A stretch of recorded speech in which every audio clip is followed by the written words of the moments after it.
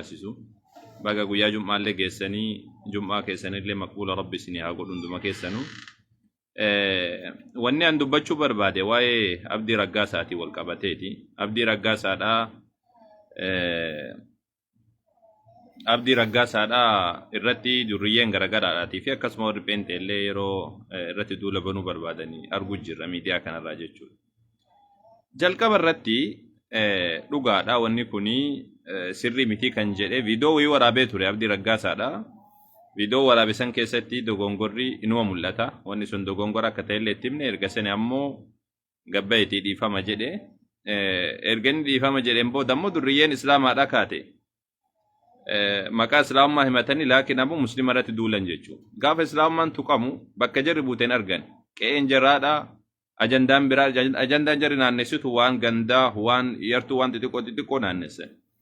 Gaafa ammoo muslima keessa nam tokko dogongore ammoo gabbaatee ittiin Pheenxee of jaalachiisu yookaan kiristaana of jaalachiisuudhaaf jecha akka nama amantiidhaaf quuqameedhaa godhachuudhaaf gadi bahan. Kun sirriidhaa miti. Abdiin dogongoree jira dhiifama gaafatee jira erga inni dhiifama gaafateen booda wanni hafee jira wanni hafee hin jiru wanni takkallee hafee hin jiru jechuudha. Wanni hafee tokkollee hin jiru. Erga inni dhiifama gaafateen booda akkana godhi akkas godhi arrabsa maal godhan kunniin wama biraattu keessa jira malee waan abdiidhaatiin wal qabatuudhaa miti. Tamaam? Waan abdiidhaan wal qabatuudhaa miti. Wama biraattu qalbii isaanii keessa jira malee. Xayyib erga islaamummaadhaaf dubbachuun erga amantiin islaamummaa kun isin quuqee yookaan amantiin nama biraadha isin quuqe amantiin keessa maa isin hin quuqin? Dheengadda kana gurbaan Gujii keessaa godina Gujiiti aanaa malkaadhaa gad baheetiin Quraanii falfalaadhaa gaafa jiru maaf hin dubbatin? Maaf hin dubbatin ammaxxanseen turre? Asirra hin duutani gaafsan, hin dhumattani gaafsan, qalbii eessa dhaytan, gaafsan eessa dhaytan. Gaafa Quraani kun falfalaadha, falfala Nabi Muhammad falfala fidee jedhee gaafa dubbatu eessa dhaytan isin. Arra ammoo eessaa gadi yaatanii abdiin akkana godhee jettan mucaa reefu islaamatti dhufe inni hojjedha jedhee osoo deemutti jiru namni hojjetu kamuu ni dogongoraati osoo hojjetu yoo akka tasaadha dogongoreetiin jedhe ati ammoo uzrii isaa kaa'uu si barbaachisa ammoo ati irratti duulu si barbaachisa. Dheengadda eessa turte Xayyib nama amantii islaamummaadhaa kan mee dura amantii kan keetiif yoo ka yaaddoftu taate amantii islaamummaadhaa kana dubbachuudhaaf erga si godhe eessa turte dheengadda gaafa Gujii keessatti gurbaan gabbaheetiin islaamummaa arrabsu. Gabbaheetiin gaafa islaamummaa arrabsu ijoolleen amma abdii irratti duulaa jirtan kan eessa jirtan gaafa san eessa jirtan. Gaafa duraa gaafa masrat taayyeedhaa ka jedhaniin raajii jirri jettuun kun gabbaheetiin islaamummaa arrabsu. Uffata gaddaa jedhuun uffata nama muslimtoota Pheenxee ufumaa isaaniitti Pheenxee tuffisanii achi fidanii kaan ergasanii uffata gaddaadha gaafa jedhu eessa jirtan isin? Eessa jirtan? Kaleessa kana gurbaan makoo billiidhaan maal jedhu suni gabbaheetiin arrabsaan turre? Gurbaan Urgeessaa Tuujoo jedhamu sun gabbaheetiin islaamummaa arrabsaatiin hin turre? Miidiyaa kanarraa dhabamtanii? Moo isin wanni isin barbaaddanii keessi keessan qullaa ta'ee jennaan wanni isin barbaaddanii haa namni isin faarsuuf namummaa qabdan namni isin haa jedhuuf yookaan Pheenxeen akka tasaadha isin haa faarsituuf akkana godhattan moo isin? Pheenxeen goota keenya isin haa jettuuf akkana godhatta yoo taate ati gaafuma Pheenxeedhaan faarfamte gaafuma nama amantaa biraatiin faarfamte amantiin kan kee gadalii lixee beekii gaafa sana. Wallaahi gadalii lixaatiin deemaa jirta jechuu gaafa sana. Dheengadda bar gaafa wannaadhaa kana subhaanallah rabbiin kaatimaa keenya nu haa tolchuuti gaafa dheengaddaa qaallichi amma du'e kun du'e kana qeesiin dhayxee irratti qaddaste. Kaatimaa keenya rabbiin nu haa tolchuu malee namni gara biraa deemaa jira jechuu agarsiisa kun. Namni waan gaariitti fudhata laa. Gaafa ati nama biraatiin faarfamuudha jaalatte si galtee gara nama biraatiin faarfamu amantii kan keetiin ala namni amantii kan kee hordofu sirraa jibbee gara amantii biraatiin gaafa faarfamuu jalqabde gaafa san qilee seenuu jirtaa jechuudha. Yoo abdii raggaasaadha dogongore situ itti himamoo siti sirreessuu danda'amoo dhiifaman gaafatin osoo jenneen ati waan tokko wallahi tiisiisa irraa kaasuu hin dandeessu. Dhuguma sitti himan. Tiisiisa irraa kaasuu hin dandeessu. Situ itti himamoo Xayyib yoo itti himuu barbaadde akka kanatti itti himtaasa. Nin dogongoree ati jette fakkeenyaaf amma kaleessa abdii raggaasaadha dogongoree ka jedhe numatu jedheen. Waan san sirriin goonee jenneen. Erga sana ammoo dhufeetiin dhiifama jedhee gaafate. Ati ammoo osoo si taatee Facebook irra teessee dhiifama gaafachiisuu dandeessaa? Tiisiisa iyyuu irraa kaasuu hin dandeessu. Maalii fi islaamummaa keessan kana maa gad baatanii maaf hin qabanne isaas bareechitanii maaf hin qabanne? Maaliif akka tiisisaa bakka hunda ijjachuu barbaaddan? Maaliif nama muslimaa irratti duultan? Maaliif gaafa islaamummaan tuqamu isin hin quuqamne gaafa islaamummaan tuqamu hin quuqamtan gaafa ammoo kiristaanummaan quuqamu maaltu isin keessa bulbul jedhe. Moo qalbii kanatu gara kufrii kanatti isin dabe laata? Moo qalbii kanatu gara kufrii kanatti isin dabee jennaan qalbiin keessan kun isin sochoote laata? Maaliif gaafa islaamummaan tuqamu irra deddeebi'amee miidiyaa kanarratti namni islaamummaan rabsu maaf sitti hin dhaga'amin? Maaf irraan dubbatin? Har'a Abdii Raggaasaadhaa wanni biraa wanni godhen jiru nama tokko wajjiin ati Yesuus jedhanii wajjin haasawanii kun sirriidhaa miti dhugaadha. Nutillee waan hin deeggarre isa san ammoo sirriidhaa miti jennaan san boodaanii gabbayeetiin dhiifama gaafatee jira. Eega dhiifama gaafate ammoo wanni biraadha jirti. Wanni biraadha jirti isa. Wanni tokkolleen hin jiru.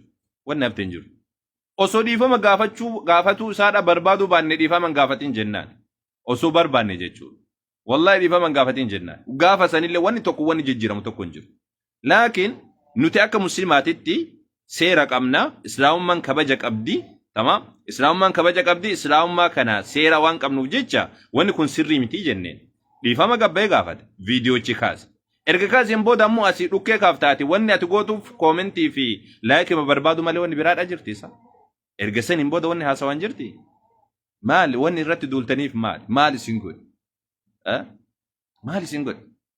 Asiin dura gaafa inni asitti kallachetti waan gurraacha tokko dibateetiin deemu itti duulaa turtani. Bakka abdiin kun akkasuma salaatee akkanuma ta'e jettan. Baga godhe. Wallaalee illee goone inni illee. Tamam. Wallaalee illee goone.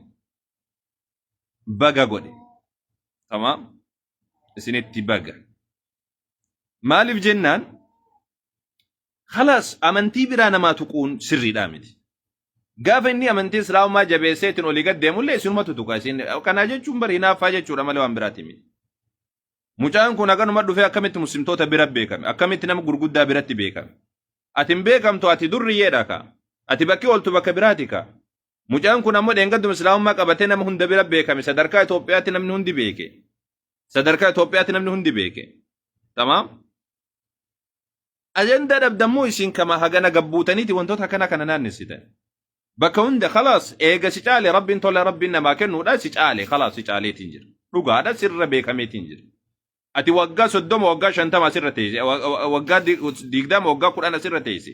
Facebook irraa osoo iyyitu TikTok irraa osoo iyyitu inni si caale tola rabbiiti subhaanahu wa ta'ala. Tola rabbiiti khalaas. Muslimtoota hunda bira beekame beekame. Bu'aa buusee jira. Jarjara qaba jarjara qaba. Namni hujjatu namoo jarjaraadha. Oromoon wagguu dubbatu jarjaraa fi jabaatu nama galchaa jedhe. Akkasii bara.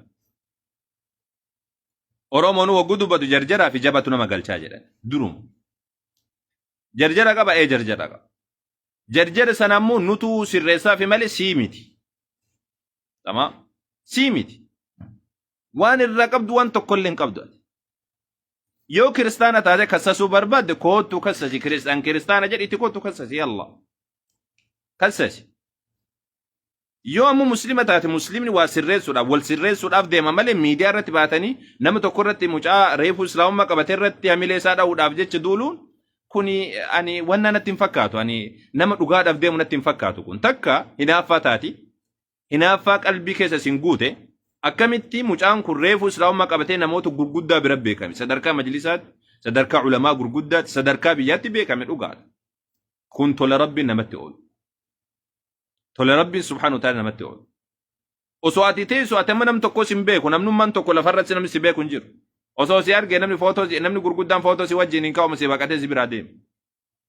Si akkana jirtu eegasanii mucaan kun lafaa ka'eetiin islaamummaa qabatee haganatti beekame sababa kanaaf jecha yoo itti naafte malee wanni biraadhaan jirtu takka tana. Lammaffaa takka wallaala keetiif.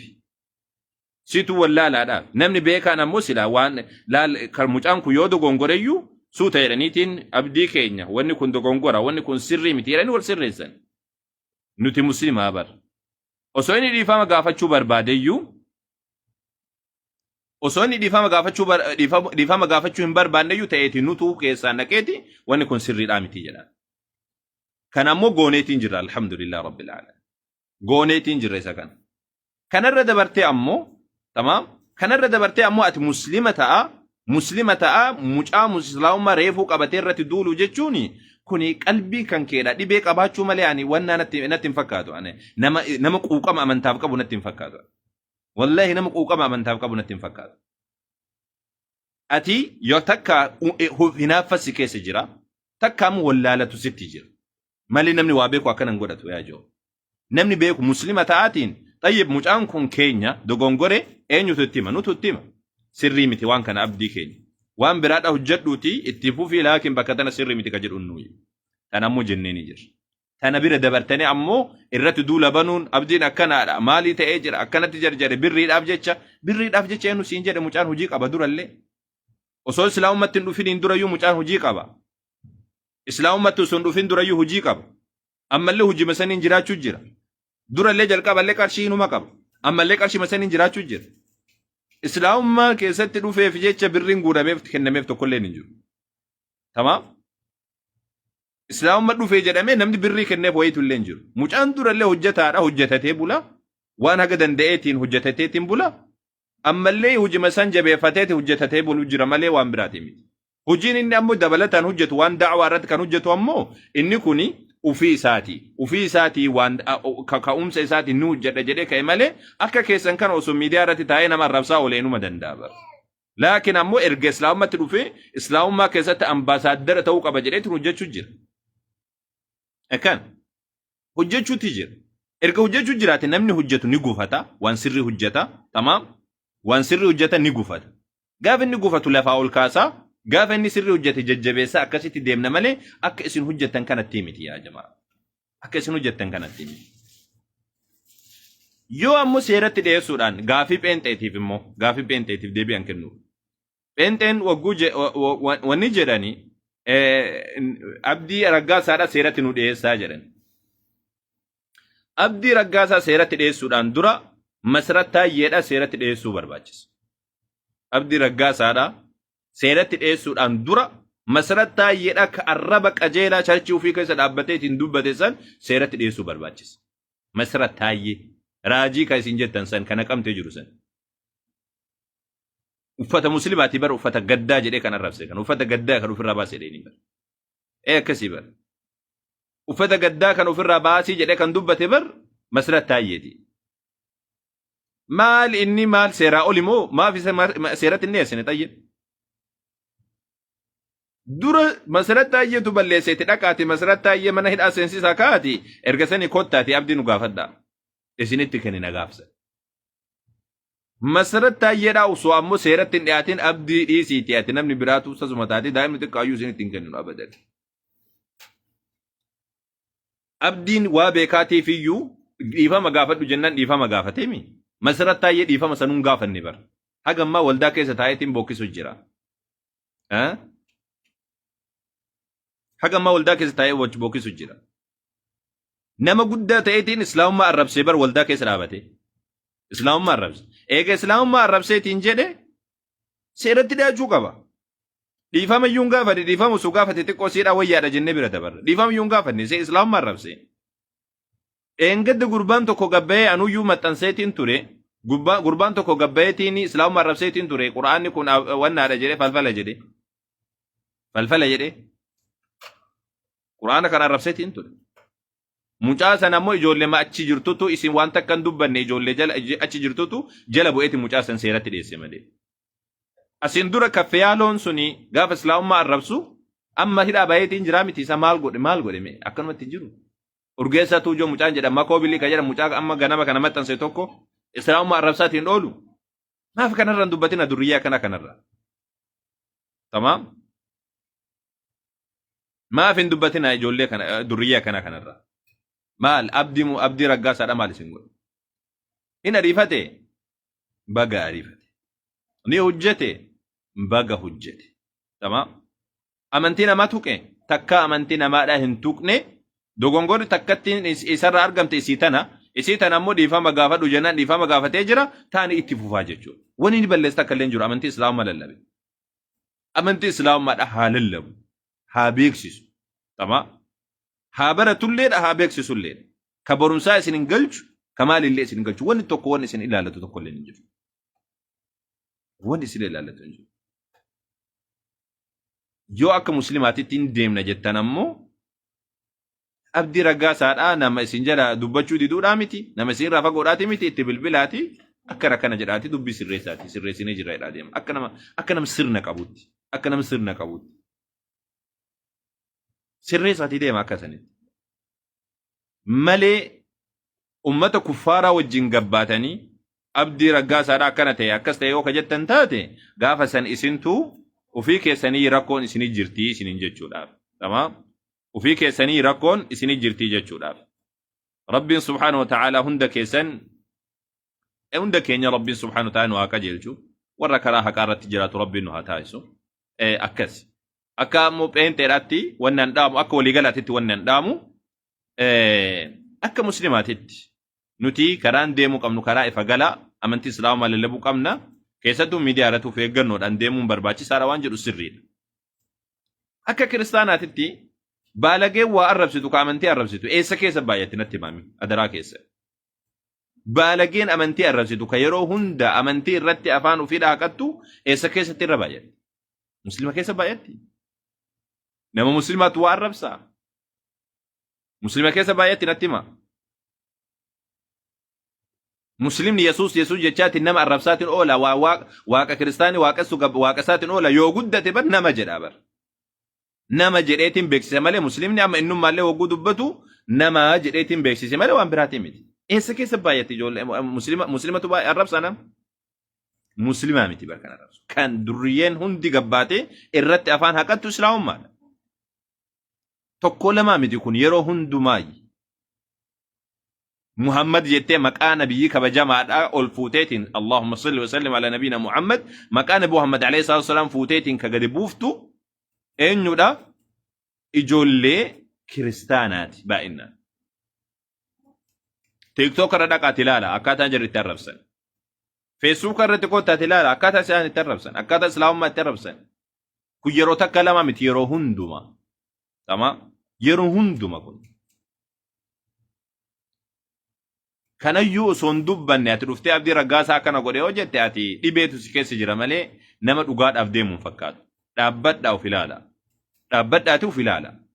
Yoo dhaabbanne of hin ilaallu jettan ammoo isinilleen deema nutilleen ni deemna jechuudha. Isinilleen deema nutilleen ni deemna. Dhaabbadhaati of ilaala. Maal hojjechuu jirra jedhaa? Maal hojjechuu jirra jedhaa? Ati seenaan kan keedhaa kan hin beekamne kaaga mucaan kun dalagin. Maal dalagdeerta ati islaamummaa keessatti? Maal dalagdee ati? Mee wannummaa ati dalagde islaamummaa keessatti yoo sagaagalte malee seenaan kan kee sagaagalummaadhaan seenaan kan keedhaa yookaan hannaanfaa seenaan kan kee durriyyummaadha yoo si himame malee maal hojjette? Maal hojjette mee naaf himi? Maal hojjettee jennaan abdii raggaasaadhaaf dhaabbata? Seenaan kan keedhaa islaamummaa keessatti maal jedhee si barreeffamee jira? Nama salaatu jedhamee si barreeffamee jira? Nama soomu jedhamee barreeffamee jira? Nama zakaa baasu jedhamee si barreeffamee jira seenaan kan kee? Nama saffii awwalaa jiraatu jedhamee si barreeffamee jira maqaan kan kee? Seenaan kan kee dhabar fokkataa yoo taate malee waan gaarii kasirraa takkaa dhageenyeetiin hin beekne mucaa reefuu islaamummaatti dhufe ka hagatu haga danda'ame tokkoon ummataaf dhaabbatu haga danda'ame tokkoon islaamummaaf dubbatu irratti duula banuu jechuun kun salphina. Dhaabbadhuuf ilaali. Wantoota akkanaa kana keessan seenee bakka biraatti allaaggaxa adeemaati. Bakka amantiitti bakka wantoota akkanaa osoo hin taane bakka biraatti deemaati allaaggaxa takka isin tuqneen beeknu isinillee tuquun barbaannu. Sababni isaadhaa nutii fi isin waan garagara. Achitti isin bakka biraatti taphadhaa. Tamaam bakka kanatti ammoo dhuftanii bakka kana taphachuudhaaf hin yaalina. Bakki kun bakka itti taphatanii miti. Hin taphatina bakka kanatti. Bakka amantaa kanatti hin taphatina. Bakka namoota islaamummaatti dhufanitti hin taphatina. Yoo gorsuu barbaadan keessan dhaqaa gorsaa. Yoo ammoo hin gorsinu jettan afaan keessan adabadhaatuuf irra ta'a. Tanumoon isiniin jedhu. Wassalaamu alaikum wa rahmatullahi wa barakaatuh.